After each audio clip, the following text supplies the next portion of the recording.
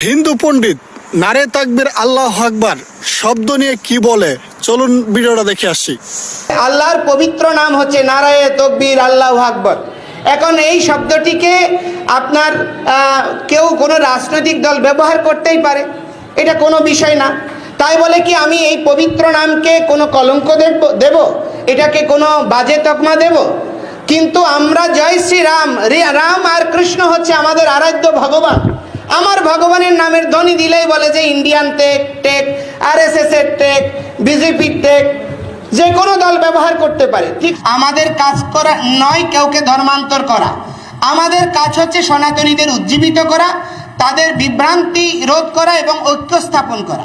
আমরা কোনো প্রাণী হত্যা করি না, মাছ মাংস খাই না, ডিম রসুন পেঁয়াজ খাই না, কোনো ড্রাগ করে না। যারা ড্রাগ করে তাদের মাথাকে যে কেউ বিকৃত করতে পারে। তাহলে আমাদেরকে যদি আপনি জঙ্গি তকমাতে কি বলবো?